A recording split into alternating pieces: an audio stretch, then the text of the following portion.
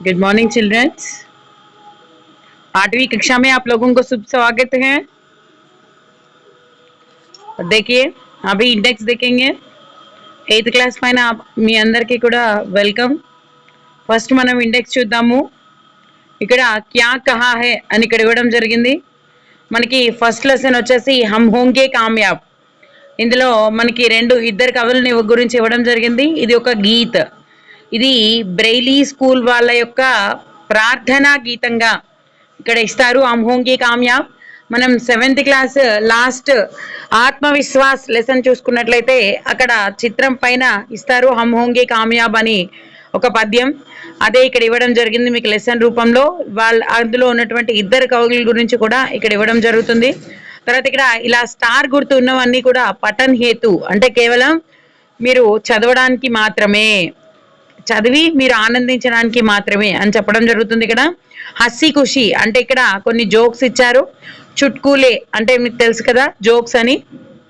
తర్వాత మనము ఇంతకు ముందు చెప్పుకున్నట్లయితే కానీ ఇక ఈ 1లో వచ్చేసి మనకి 1, 2, 3 లెసన్స్ ఉన్నాయి। ఒక స్టార్ అంటే పఠన్ హేతు ఉంది। రెండో లెసన్ వచ్చేసి రాజా బదల్ గయా ఇవ్వడం జరిగింది।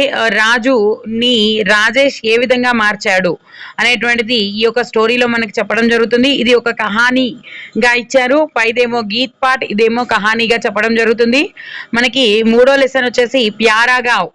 ప్యారాగావ్ అంటే ఊర్లో ఎలాంటి వాళ్ళు ఉంటారు, ఊర్లో ఎలాంటి ఘరేలు ఉద్యోగులు జరుగుతూ ఉంటాయి, ఘరేలు ఉద్యోగులు ఏ విధంగా ఉంటూ ఉంటాయి అనేటువంటి అన్ని విషయాలు కూడా మనకి ఇక్కడ ఇవ్వడం జరుగుతుంది। ఇక్కడ ఇది ఒక సంవాద్ రూపంలో అంటే బాత్చిత్ రూపంలో సంవాద్ రూపంలో ఇక్కడ ఇస్తారనమాట। మనకి థర్డ్ లెసన్ గురించి చెప్పుకున్నాం। 4th లెసన్ వచ్చేసి కౌన్। కౌన్ అంటే ఏంటి అని క్వశ్చన్ మార్కే కదా, ఇది ఒక కవితా రూపంలో ఇచ్చారు।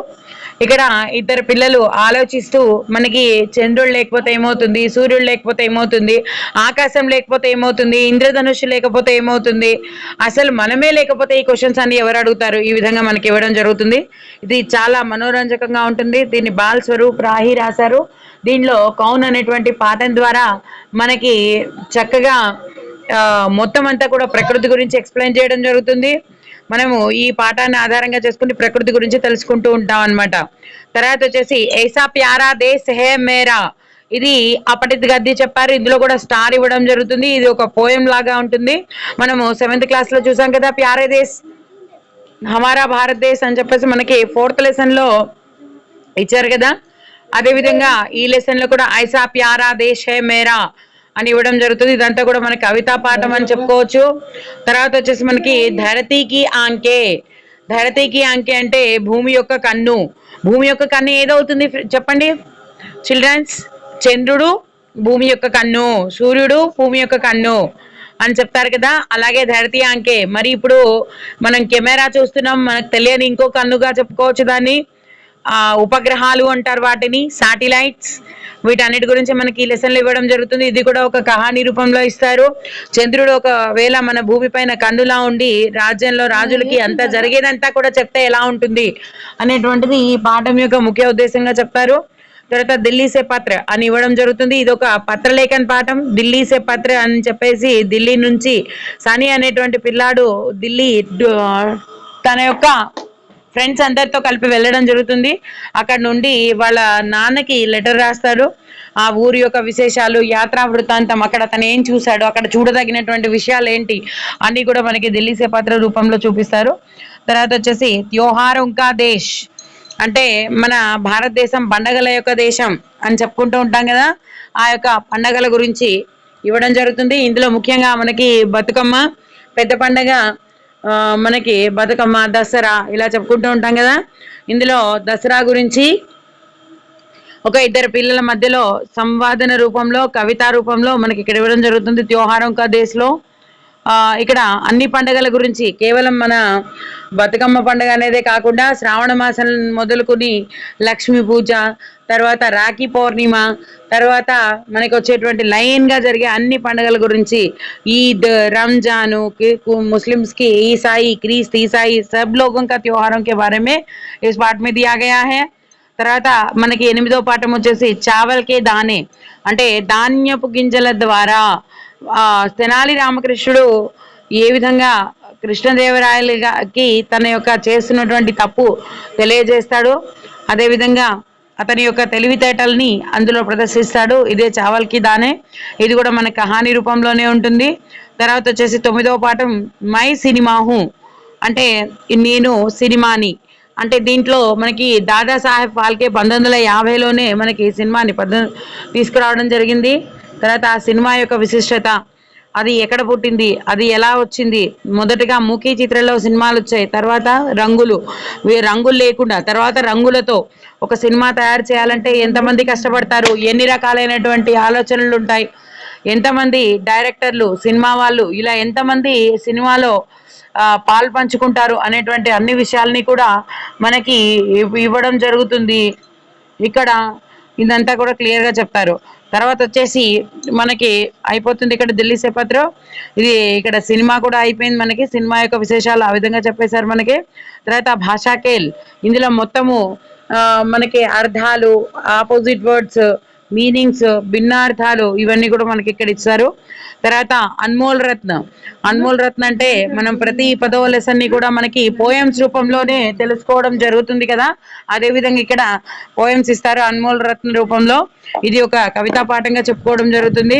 తర్వాత వచ్చేసి హార్కే ఆగే జీత్, ఇందులో మనకి విల్మా గ్లోడియం రూడాల్ఫ్ గురించి ఇక్కడ ఇవ్వడం జరుగుతుంది. తను హార్కే ఆగే జీత్,